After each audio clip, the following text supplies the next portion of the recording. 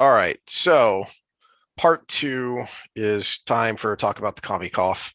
Um, Although I haven't been coughing all that much, that's kind of a new thing. Um, Well, it's more for the inoculation on yep, the commie yep. cough. All right. So what prompted this for me is reading through Daniel Horowitz's recent articles on this. And for those who don't know, he writes at the Conservative Review, and he is uber anti and has been for a long time anti inoculation. And we are purposely calling it that because if the inventor of the technology doesn't think they are vaccines and instead insists on calling them inoculations, that's good enough for me. Um, but I sent this to Sam because uh, everything he says makes sense to me. But when I tried to look through the papers that he was talking about, it was all gobbledygook. Which is here. This is Yeah. actually the company that makes them Uh-huh. documents. So I did bring up both just so Yep. we had both sources. One from the Conservative Review, which again, when you see something like that, obviously you have to look at it a little bit sideways because of the source, right? It is an unabashed right-leaning site. They Now make no bones about it. I'm going to bring up two other uh Mm. I guess public figures that write on this and speak on this as well. And so between the three of them, they probably none of the three would be friends when it comes to Yeah. this kind of stuff. Well, and that was I went off on a rant on a friend about this subject with that in mind. Is that okay? Well, here's Daniel Horowitz, but I guess the left has a long history of anti-Semitism, so maybe you don't want to read something by a guy named Horowitz. Snark, snark. All right. Well, how about Alec? Little ad hominem there. Well, I little was in a bit. bad mood. I'm still in a bad mood. All right. Well, how about Alex Berenson? He is. I am mostly sure it was the New York Times science writer before he was ousted for wrongthink, and got banned off of Twitter for talking about the inoculations and the underlying virus. But maybe since only right wing sources will interview him now, maybe he's an evil white nationalist now too, and so we can't talk to him. How about frickin' Naomi Wolf? All right, is she still a radical feminist in good standing? Because even she now is out talking about these things because a, a she is a radical when it comes to bodily autonomy. That is why she can have rational and civil discussions with people like Steve Deese, who are to the right of Attila the Hun when it comes to abortion, because she understands where he's coming from and she agrees on the underlying issue of bodily autonomy. She just disagrees on where that is applied. So to her, a she's radical to the other end on abortion because it is such a critical bodily autonomy issue. And she is now leading an organization and has a book coming out. I can't remember, I'm just brain farted on who her co-author is, digging through these thousands of pages of Pfizer documents that were FOIA'd and were dumped. Remember, they didn't want these, and their agreement with the FDA is we don't have to release any of this trial data for 75 years. And Wolf is part of this organization that took them to court and said, no.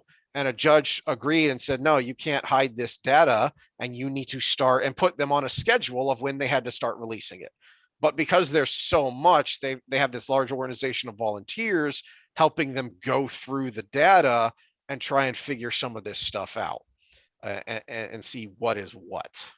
And it's a lot of data to go through. I mean, what are we at, 80,000 pages or something at this Exactly, and point? that's not. And a lot of it's pointless. I mean, it's like the questionnaires going into it from the people who who volunteered for the trials and, Right. and just that kind of stuff, the demographic And that's why you stuff. need a whole team who know what Yeah. these things look like, so they know what they're looking for. And that's not to be confused with what you've got here. So click over to that other tab, the FDA tab there.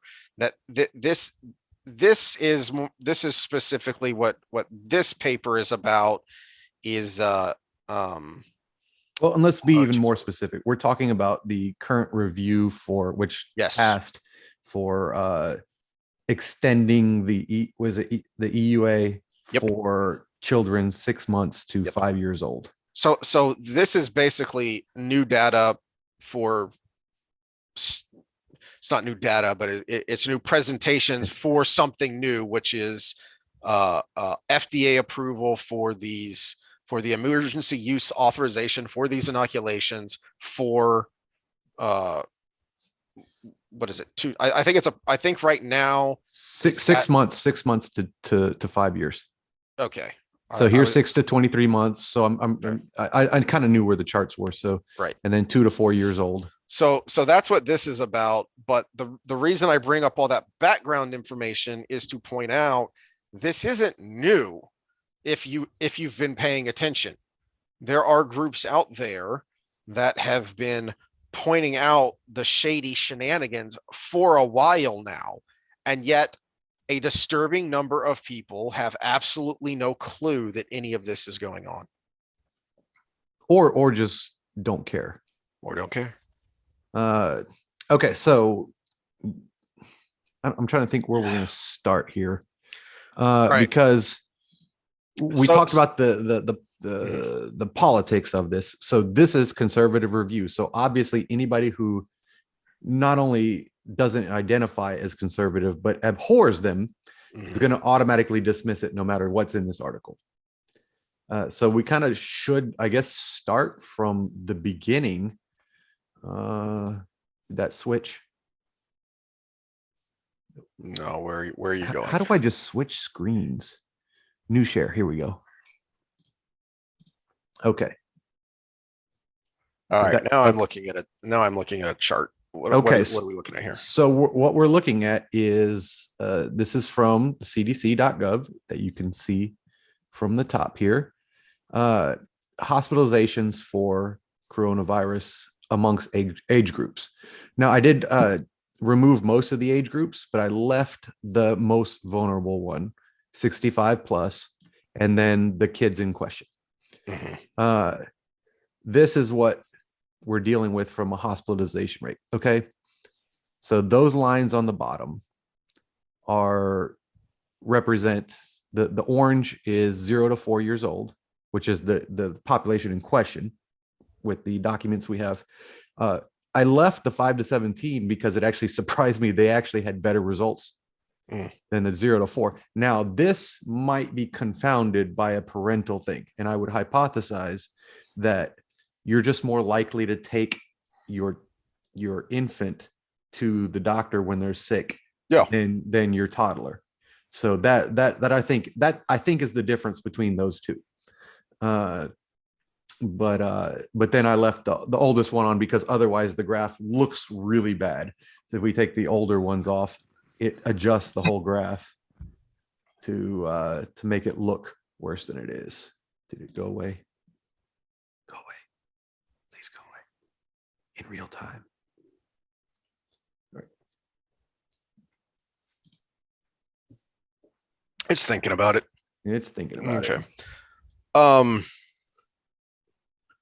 Okay, so yeah, now it looks a lot worse because of this big giant spike right here, which was Omicron.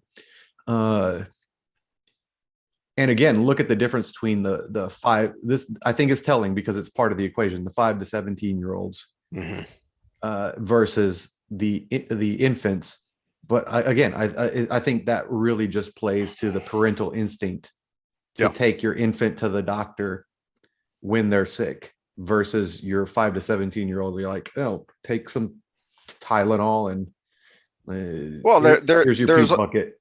There's a huge emotional difference there when your child can tell you what's wrong. I mean, that's why a sick infant is so scary because all they know how to do to express their pain and displeasure is to fuss and cry. You have no idea why. Mhm. You can guess sometimes, like if they're grabbing at their ears, you can say, okay, well, let's go check for an ear infection, that kind of thing.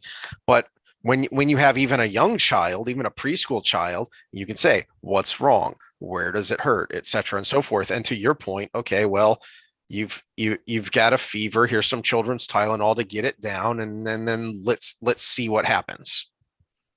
The reason I brought this first is because we needed a backdrop, because we needed to see kind of the numbers of what's actually happening with the illness before we look at the numbers of what's happening with the inoculation. Right. So what's actually happening with the illness, I've got the worst spike there brought up.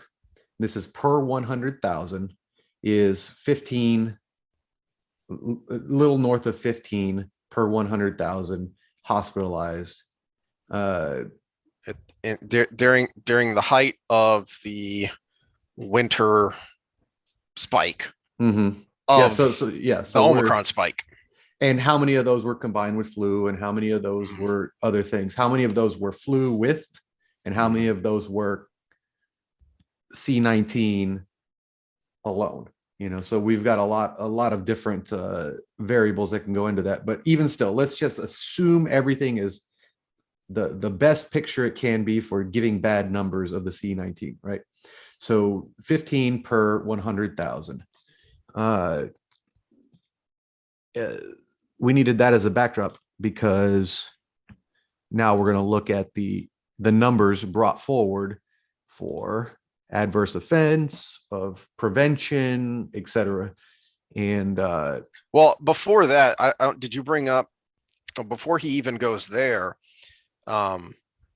he cites, and I don't remember if we talked about this or not, but there was a either CDC or FDA study last year of seroprevalence. What is that? Which, am I using the right term there? Seroprevalence. So that's sero. That's the blood serum level. Yes. Yeah. Yes. So if you have antibodies in your system, you were exposed to the disease. And it found that something like 75, wasn't it like 75% of children had already had it. Mm-hmm. Well, and this is what kind of put a pin in that, because when we get to Prasad's thoughts, he actually gives a better version of that. Okay. But so we're looking at the data. Now, one thing I will say on his part, Horowitz, where he misrepresents the data to some degree, is, see if I can highlight. No, I can't highlight on the chart, but you look at the N number for BNT, it's 1178. And you look at the N for 598, or for placebo is 598, right? So we've got approximately twice as many in the arm for the inoculation than we do in the placebo group. So he often brings up that the number is higher in one group than the other. And well, you got to multiply times 2 for the rate, right? And he fails to do that in this article. So this is where he has that conservative bend to make it worse. Right. And that might be his blindness, or he's doing it on purpose. I'm going to assume blindness to give character. To his credit, though, and this is one of the things I wanted to ask you, is that one of his critiques of this data, and that I have seen it from others as well, is that the trial is being purposefully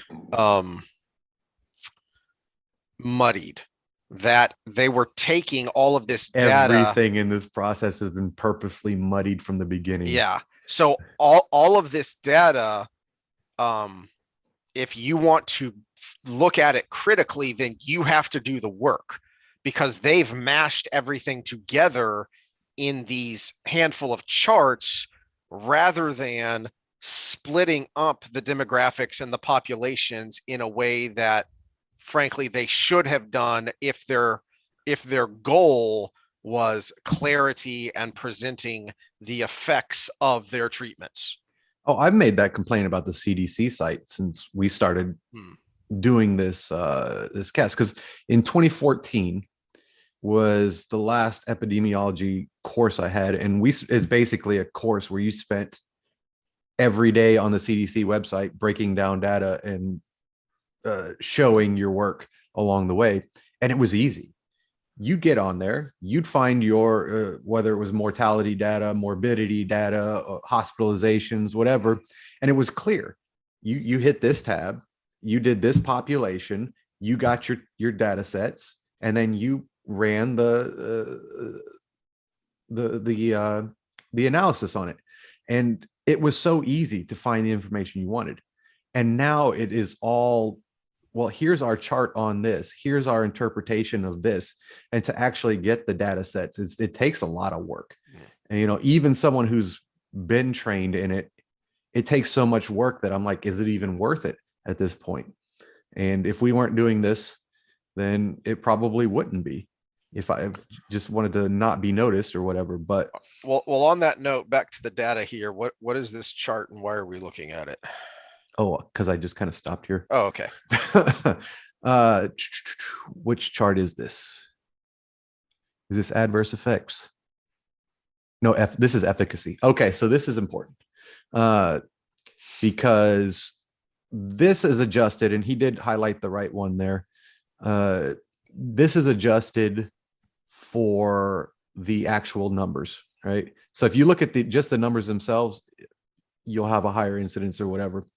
But what the WHO set as the standard for efficacy was 50%. And we've got at certain points in time, dose 1, 14%. All right, 50% what? 50% efficacy against, I think this one is contracting, isn't it? Is this contracting or is this hospitalizations? One of the claims he made, and this is where I was wondering if you were going to find this in the data. One of the claims he made that was shocking to me is that when they say efficacy, according to Horowitz, they are not talking about your ability to not contract it as you normally would in, say, if we're talking about a measles vaccine, is okay, well, we have the vaccination group here, we have the placebo group, and you know, X number of vaccination group contracted measles, Y number of placebo group contracted it, so we have Z percentage efficacy. According to him, what they were doing in these studies is they were doing antibody tests, and based on the antibody prevalence, then they made a statement of efficacy. Well, and this is where he kind of got it wrong, because they mixed and matched. Now they did do seroprevalence as one of their endpoints, so you are correct there, but this is actually cases here, and the problem isn't that, although that is a problem in some of these studies, because they picked the wrong endpoint. The right endpoint should have been hospitalization, severe illness, or something along those lines, right? But what they just did was, did you contract the disease at all, whether you're symptomatic or anything, right? And we know with most kids that I mean, your that's family why you showed got that. Yeah, that's why you showed that background information. Yeah, we've got, okay, so we'll look at the 75% seroprevalence, right? Well, we don't have 75%. I did the math earlier on kids. 75% of kids under 5 is like 5 million kids or something like that. We don't have 5 million cases recorded, right? We don't even have close to that with the kids. So that tells you everything you need to know, because they were just little, as kids are with their immune system, indicating that they were either asymptomatic or mildly symptomatic, or just never, well, I guess you can call it asymptomatic. That's the term that they butchered, but they just were exposed to it and their bodies just responded like we do to every novel virus we come across in our entire lives, which you have 2 billion in a drop of seawater. So it's really kind of a butchering of terminology in a lot of places, but we'll just say it's asymptomatic, right? But the problem here is when they're touting this high efficacy rate, look at the numbers. Look how low that is. 2 got sick after this endpoint versus 1, and they took that number.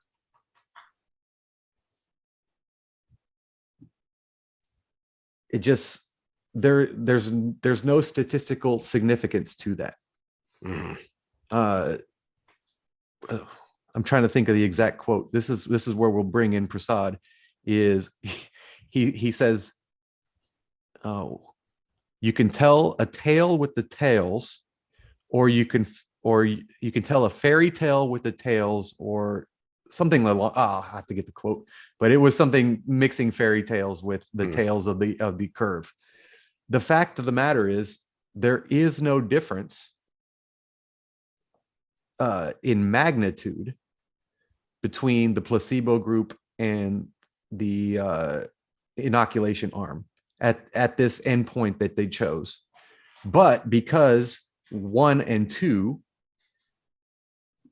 doing the math is 50% difference from the other, and then you take into account that the placebo group had half the number, you can come out with this fancy little number that you can put on a label. I've got 80% efficacy, 75% efficacy. There's no magnitude there, though. So when you look at how many doses do I have, or how many people do I have to inoculate to prevent 1 case, well, that's a different number. And I think the latest was like 600 and something to prevent 1 case.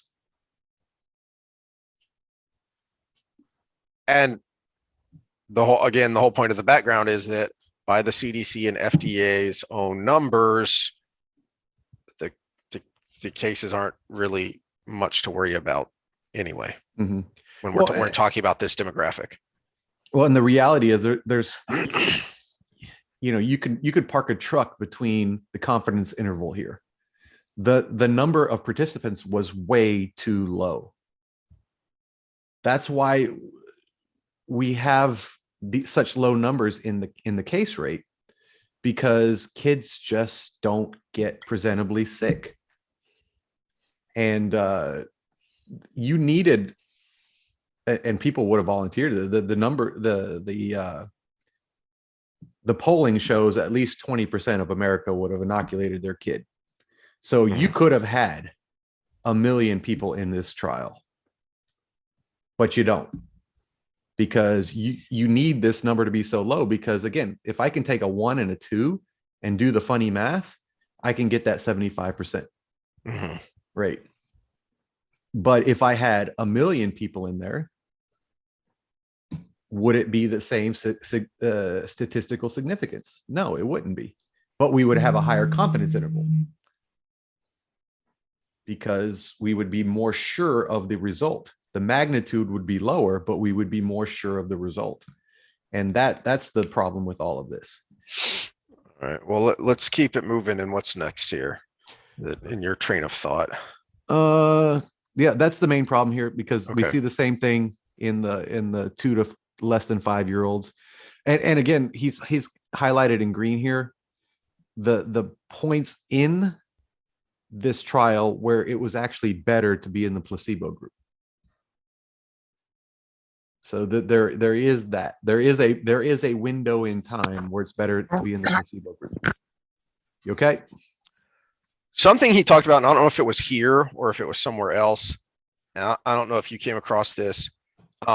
He mentioned that in some of the data he was looking at, it was calling into question what the hell they were giving as a placebo, because in some of the numbers that he was looking at, there were twice as many adverse events reported in the placebo group. Well, and that's where we get here. Okay. So now we're in adverse events. So first of all, this is a lesson for everybody, because we have AEs in the placebo group that are associated with the injection that they got.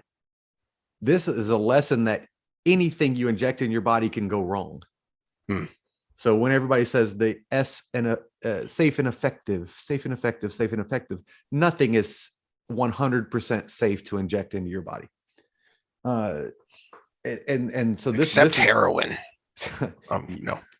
You'll feel good for a little bit.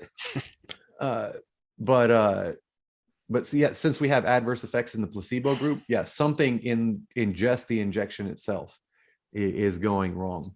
But again, he's got the right one highlighted here, because again, there's statistical significance there, sort of, with a low confidence interval. But look at the magnitude. It's not that great. Now, where he went wrong in this chart was, again, remember, multiplied that adverse event by 2. Because the placebo group is half. About, yeah. So he does continue to ignore that. So we got to the end. So he kind of goes into that, and we've got adverse events here with the now we're on the FDA document. We're not on Horowitz anymore. With participants 6 to 23 months of age. Now, the blinding on these studies was suspect, but we'll just assume they did it right. Dose 1, there was more adverse events. Dose 2, there were more, but it was the same as placebo. And dose 3, there were 0 for that specific one. What did I find earlier? Because something caused me to go and do some math. Oh, here we go. The AEs for this is the BioNTech and the placebo. We've got this here. Now, to me, in this study, as badly as they did it, wasn't as important as looking at real world data. So what I went back and checked was how many kids actually got sick from in just real life versus the population of children, and compared it to the adverse effects of the different doses. And that's when I ended up on that other chart where we saw how few there actually were of kids that got hospitalized. So that's what I was comparing it to. And this is 55 out of 100,000 would be the equivalent there, versus the 15 we got earlier. And again, what's the confounding variable here? Well, you have 100% injection rate versus I'm exposed to it in nature, maybe or maybe not in real life. And so there's so many different things that go into this. I think we can move on from Horowitz, because that's the big confounding thing with all of these documents, is they made it as pretty a picture as possible. And at the end of the day, we still got like a 28% effective rate and a 30% effective rate for these age groups, which is under the WHO's 50% threshold. So they're pushing to lower the threshold. And in a lot of these studies, they purposefully removed anybody who was seropositive. So they only compared people who were seronegative to people who were inoculated. So that's a problem, because we needed a third arm of kids who were seropositive and not inoculated. So that's another big hole. Okay, well that leads me to another question I had of, did you see this in the data? Is another claim that Horowitz made, is that there are no control groups, because all of these populations in these studies were eventually inoculated. That after the unblinding, the placebo group within like 60 days or less was also inoculated. Yeah, but they still had the markers. So they said at this point, and at this point, and at this point, and at this point. Now you would, if we had true phase 1, phase 2, phase 3 trials, you would be correct. But for just a randomized controlled trial, you can have an endpoint. So the problem was they had an improper endpoint from a timeline standpoint, but from also a measurement standpoint. So the antibody titers versus just severe illness, or just hospitalization, or just any of these other numbers. So it's a lot of I mean, there's so many problems with all of these that the fact that we're even considering it on that level, and the fact that they passed it, we can.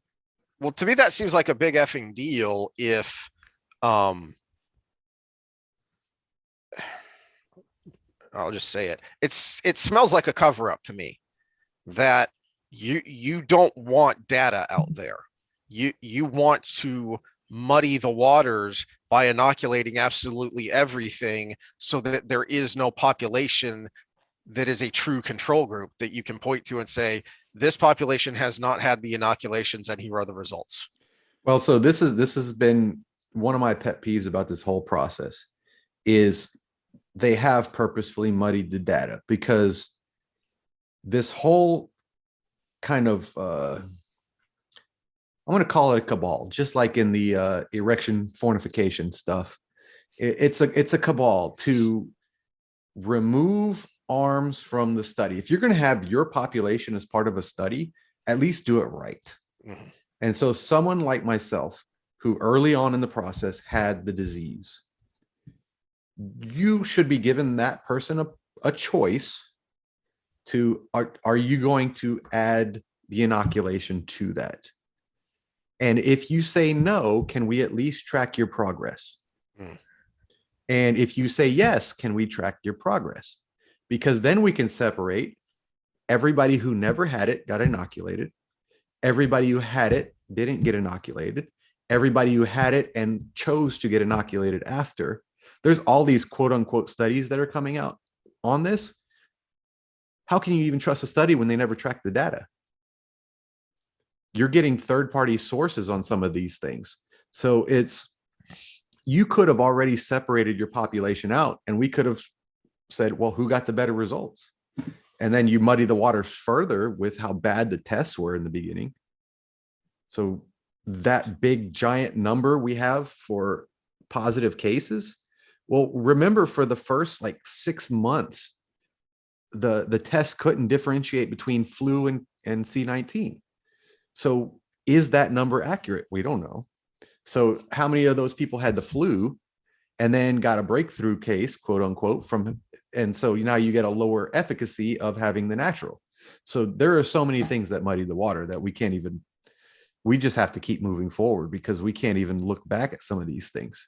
We just have to use common sense. Which is what people like Naomi Wolf and her group are trying to do, is dig through all of the literal tens of thousands of pages of data and say, okay, can we reconstruct this? Do we have enough unaltered data that we can go backwards and reconstruct and figure out how they were making the claims they were making? And then can we figure out what was actually happening? Well, it's going to be an expensive process too, because you need a multi-part analysis to see if somebody's actually had it. So we'll take myself as an example of, okay, so I was previously COVID-19 positive. I had a positive test. I exhibited symptoms that are unique to COVID-19, like the loss of smell, and I was seropositive for antibodies after. We need all of those three things to say this person actually had COVID. And then we need to put those people in an arm and say, do you want to get the inoculation or do you not want to get the inoculation? And we're going to track your progress along the way. And if you want to make it a randomized trial, then you actually take the people who want to get inoculated after they've had all three of those things. And some of them get it and some of them don't, but nobody knows what it is. And not even the person administering the shot. So you can do this. It's just going to be expensive as hell. And the water is so muddy right now. We're going to have to go through such a purification process to get it done that it's almost unreal. And I almost think it's not even worth it at this point. We just need to move forward and kind of make sense of things. Well, to me, it's worth it for a couple of reasons. One, because I'm a vindictive bastard and I want people to pay. There is that. Yeah. And it's not just vindictive, really. There is an element of justice to it. That yes, the Nuremberg trials were partly, people out for blood, But the larger picture was tens of millions of people have been made to suffer purposely, and to at least to some extent, the people who caused that to happen need to be made to pay. Well, but that I don't even think we need to go through the process I just described to do that, because we can get rid of those people by saying you failed to do it from the beginning. That's the criteria. Oh, that's the only criteria you need is you failed to do this from the beginning. So you're removed from your position, and we're gonna get somebody who would do it. There does need to be an element of discovery, though, to figure out who knew what and when did they know it. Yeah. Partly, as I said, if justice is ever going to be done, but then also to Naomi Wolf's point, we're talking about severe violations of bodily autonomy here. And if you don't want that to keep happening, then at some point you need to show what happened.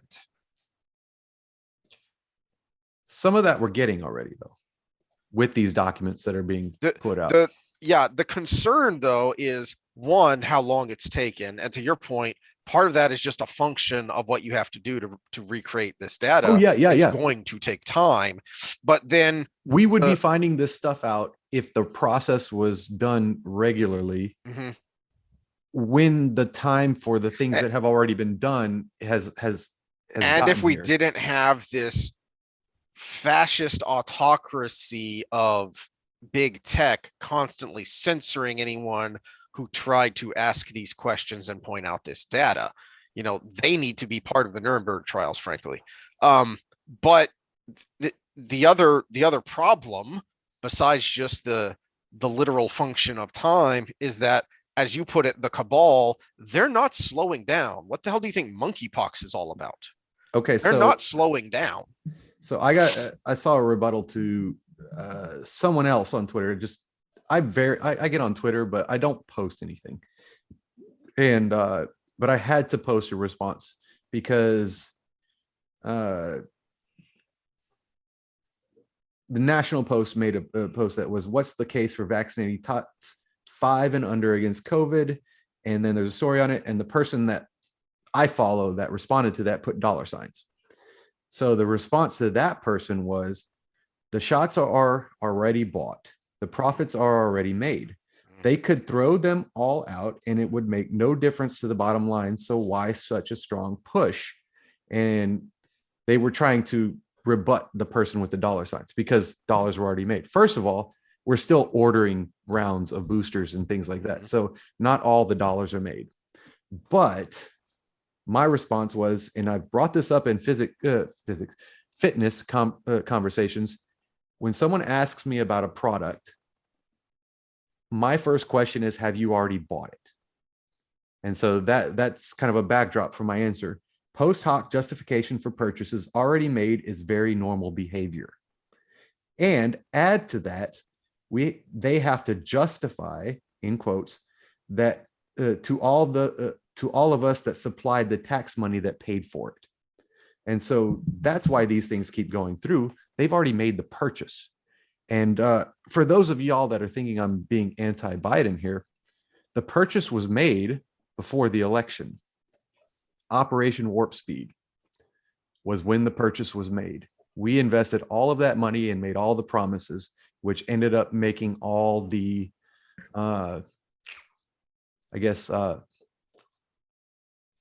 speed bumps for all of us that are saying, whoa, what are we doing here?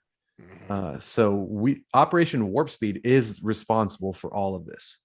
Now it's being perpetuated at this point because they saw advantage and don't let a crisis go to waste, but yeah, we already made the purchase. So it's normal human behavior to justify the purchase you already made. And then when you have people that you have to keep, well, I mean, it's our money. We pay the taxes.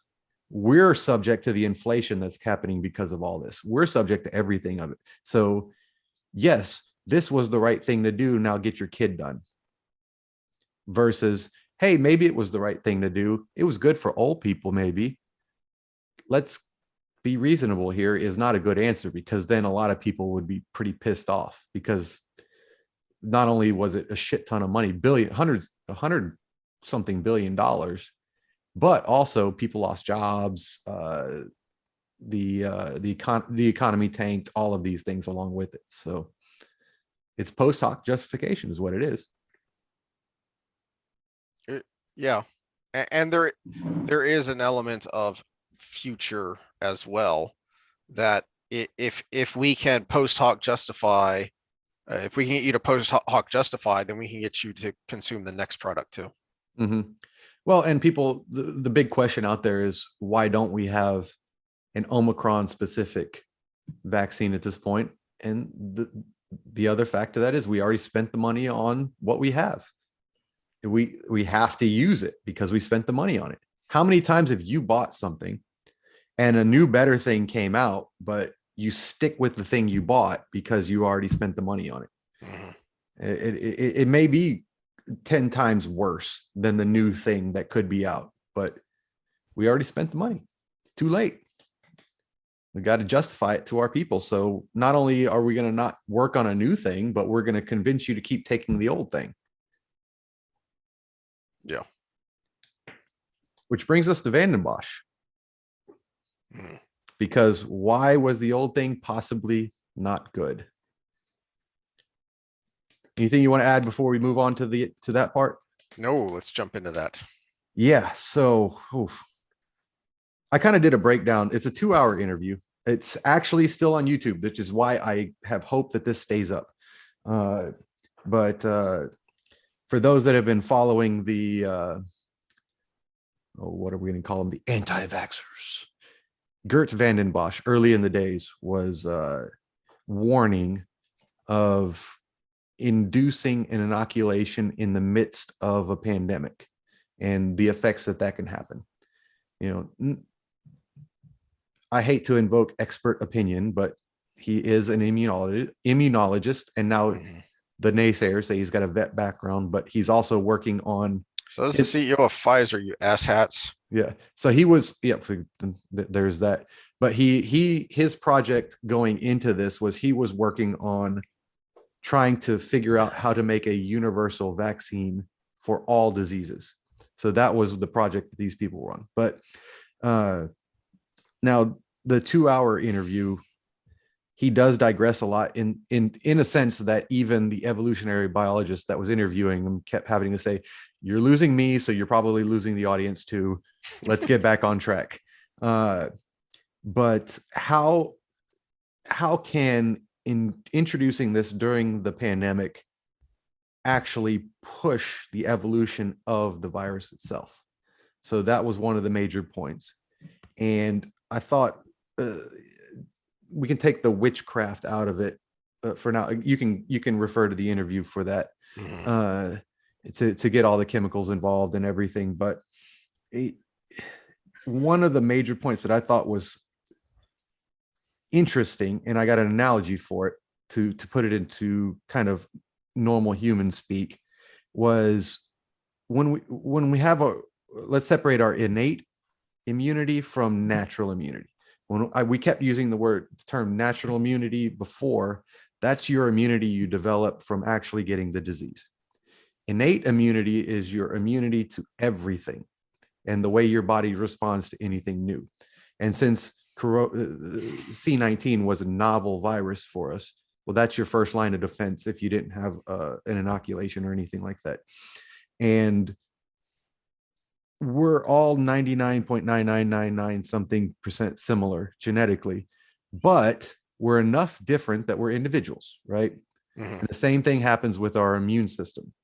And so if we're going to personify a virus, it is trying to evolve in a way that it's more contagious, because that is replication, which is why I keep like putting up Dawkins in my in our COVID talks, because it's all about replication, replicating yourself for future generations.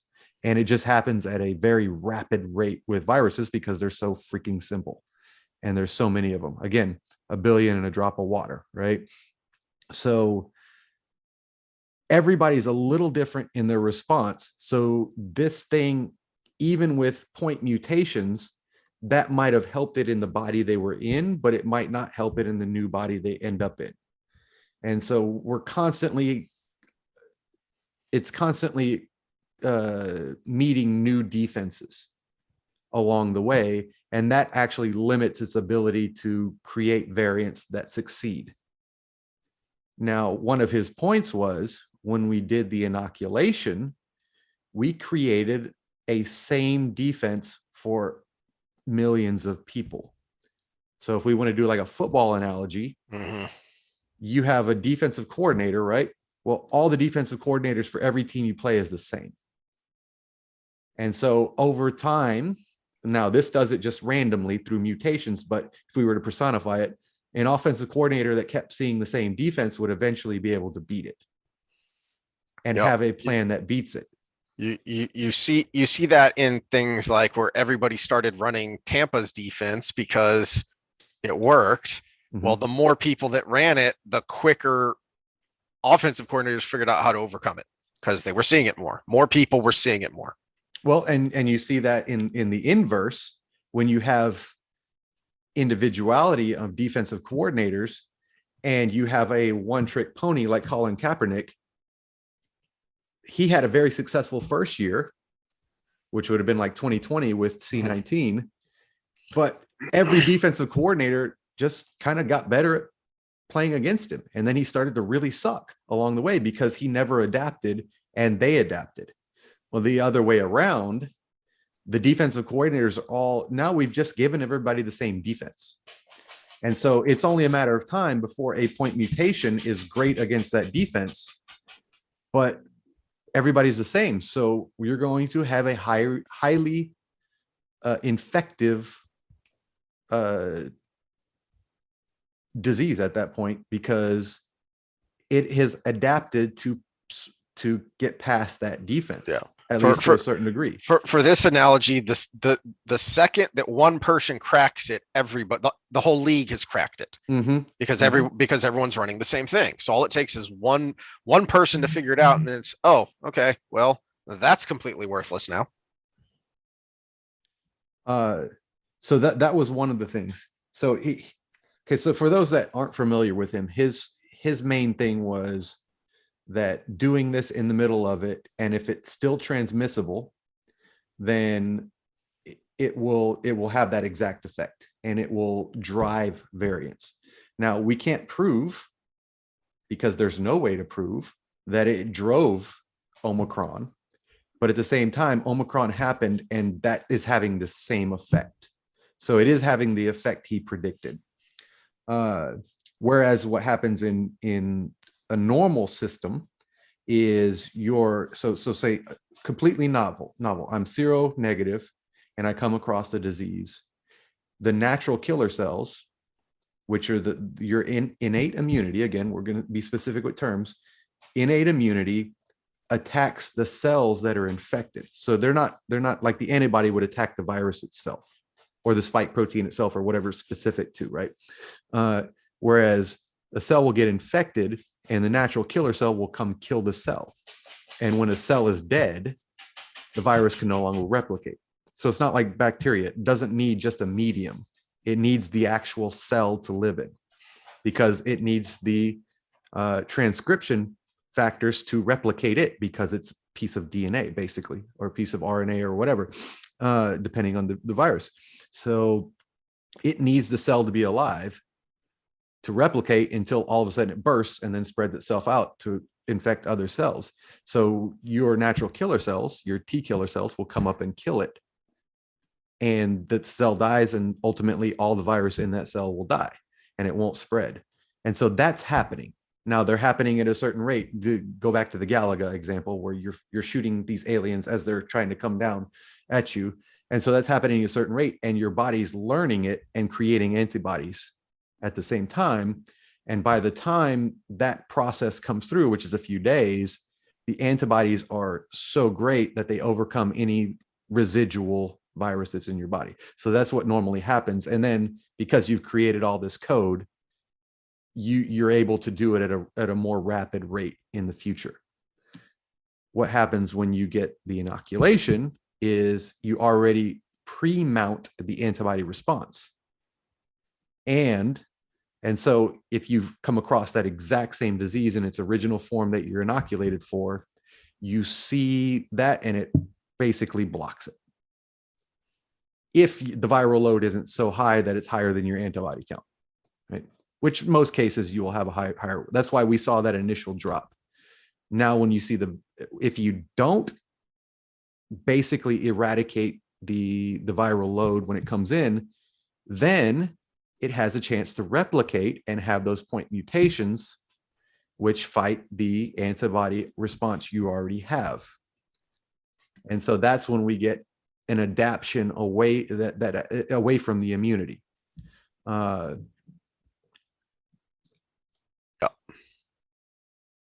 Okay, so when you have that attack of the antibodies versus what's there, and there's some left, that's when you have that opportunity for those things we just talked about, with the point mutations adapting away from it, because then you get kind of a back and forth. Whereas by the time when it happens naturally in a regular infection, by the time you have that amazing antibody response, you've already dwindled the numbers to an extent that it just eradicates it. And we see the same thing with bacteria in like staph infections and stuff, where you get antibiotic resistant staph infections because you didn't take your antibiotics all the way through. You know, there's a reason why you have to keep taking them until you're out, because it's past the point that you should have any of the bacteria in your body, because the surviving ones are the ones that are going to overcome that kind of adaptive pressure. So those are kind of the two things, the two main points. And so as long as that antibody pressure is lower than the virus that's actually there, you have that opportunity. And it's not a guarantee, but when you have an opportunity, think of playing the lottery, right? You can't win if you don't play, but your chances of winning are less than a strike of lightning. 1 billion, 2 billion in a drop of water, every single one of them trying to replicate, billions of opportunities. And some of them will work. They'll have a mutation and it doesn't, and it dies right away because it can't live. Some of them, it'll be a mutation and it just happens to be that thing that overcomes the antibody, right? Or even helps enough of them overcome it that you have another point mutation that makes it even worse. And so all of these things are happening at a rapid level, and there's so many billions of opportunities that eventually something's going to break through. And so that's kind of the theory behind the inoculation pushing the adaptation. Anything you want to add to that? Because we're running low on time, but no, go ahead. If you have anything else, go ahead and add it, and then I'll suck you back and give my final thoughts on things. So in summary, that's why the inoculation helps against severe disease, because it does give you kind of a head start in that. But at the same time, we called it a pandemic of the unvaccinated, or the officials called it the pandemic of the unvaccinated in the beginning. But when we look at the long extended period of this, you almost could reverse that, because the theory is, or the hypothesis is, and we'll never know because it's already too late. You would have needed one Western country to just say no to it all, or a few Western countries to say no to it all, to see what would actually happen. And we still wouldn't know because of international travel. But you would have needed some place that could isolate themselves and say no to know what was going to happen. Is we could be just picking the scab constantly going forward because of what we did. And those of us that did it naturally and survived might be what tells the tale. Whereas had we not done this thing that got started back in the Trump era, we would have had a very high hospitalization, death, long-term rate, or long haul, or all of these things right in the beginning, but we might be through it now. we might be done. We would have had an initial higher number, but we might be through it now. And which is worse? Time we'll find out over time.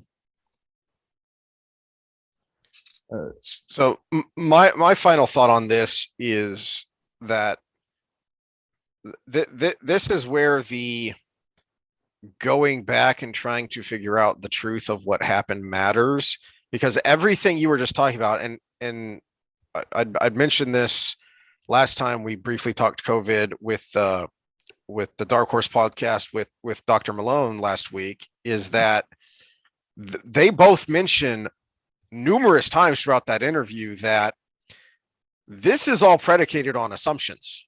Mm-hmm. Which was the entire point of Weinstein. Was one of the very early people that I think he got some social media banning for pointing this out, that this does not smell like a naturally evolving virus.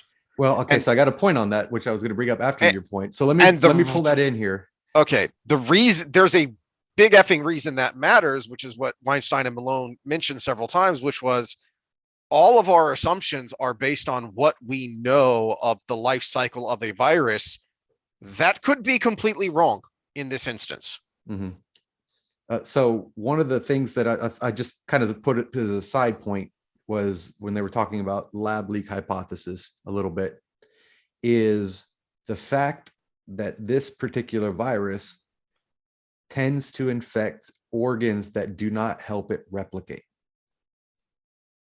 Because the lungs and the throat and the nasal cavity and all of that makes sense, because it allows you to spread it, because it's an aerosol virus, right? So it wants to replicate. It wants to get more humans, and it actually wants to be less deadly. If you personify it again, it wants to be less deadly because the less sick I am, the more I'm going to spread it to everybody else, right?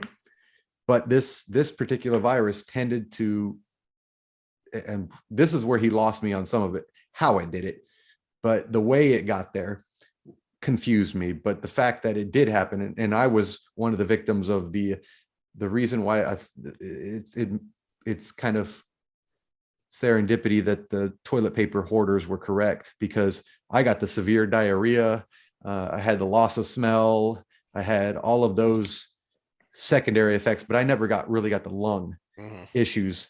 But it tends to migrate to parts of your body that actually the virus ends up just dying in those areas, because it can't go to other people. It kills its host, or it dies, one of the two.